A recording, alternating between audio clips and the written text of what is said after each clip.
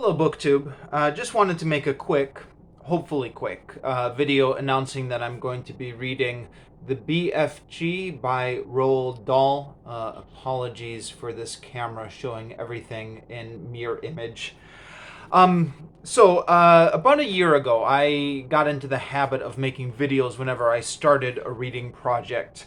It's kind of like my version of doing book hauls. I don't do book hauls, but when I start a new book, I make a video saying, okay, starting this new book, these are my thoughts going into it. It Normally it will take me several weeks, if not months, to get through a book, depending on what else I get distracted by.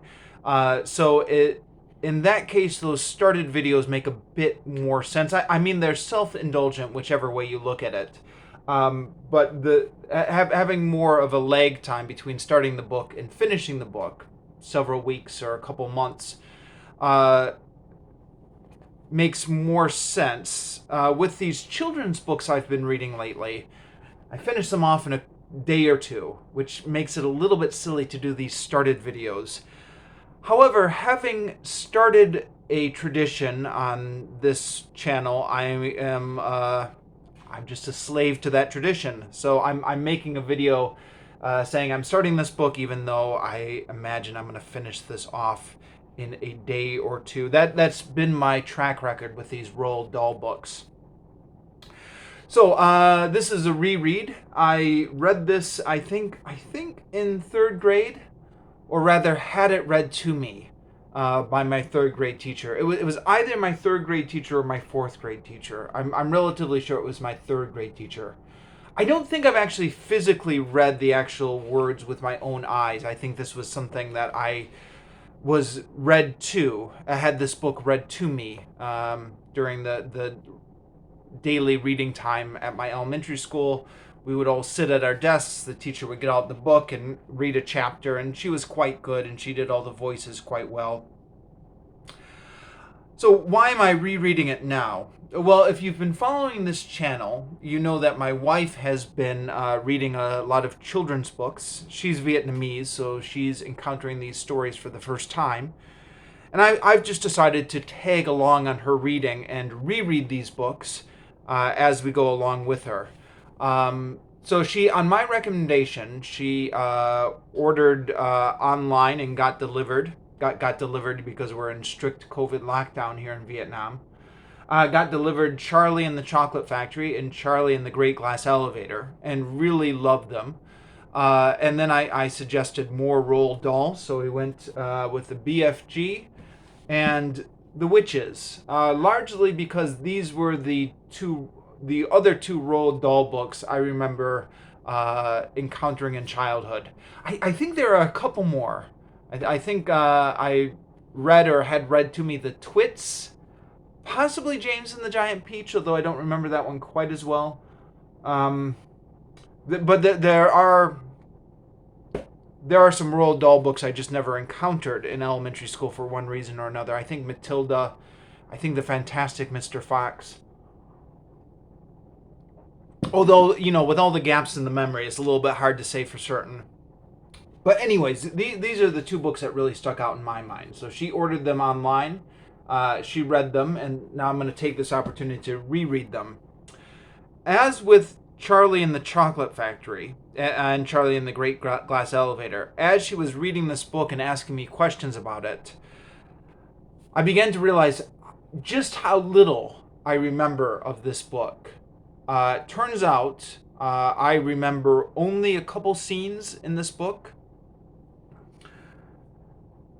I remember that there was a little girl named Sophie who got taken from the orphanage, and I remember the drink where the bubbles went down instead of up, which resulted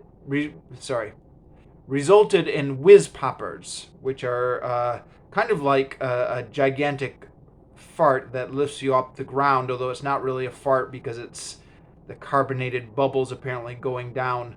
But yeah, as you can imagine, that kind of humor goes over quite well with third grade students, and we loved it.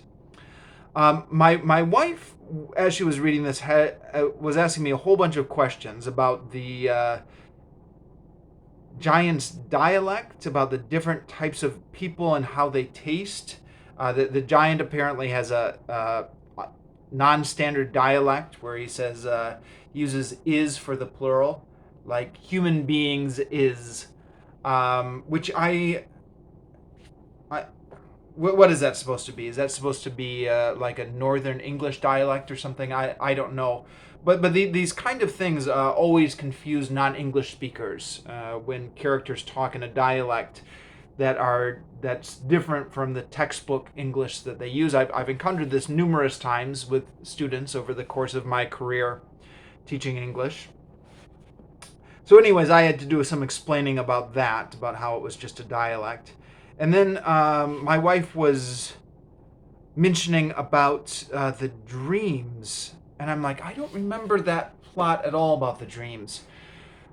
So, as it turns out, I remember very little bit. I remember very little about this book. So, it should be fun rereading it and rediscovering the plot of the book. I don't even remember what the overarching conflict in this book was, or what the plot is. So yeah, that's the next reading project. So the way these things typically go is I'll probably finish the book off in a couple days. That's been my pattern with these Roald Dahl books. And this is another short one. I mean, how many pages is this one? 208 pages. Should finish this off in a couple days. And 208 pages, but these Roald Dahl books go really quick. And lots of pictures, of course. So probably finish this off within a couple days or so. But then what I usually do is I write up the review on my weblog first before I film the video. So the writing of the review could take, well, who knows. I'm in a busy period with work right now with marking stuff. So, I mean, who knows? It could be a week or so before I come back with the full review on this. Yeah, I'll talk about it in my weekly reading vlog on Sunday, of course. So, yeah, new reading project, the BFG. And then the witches will be after that. But we'll talk about the witches when we get to the witches.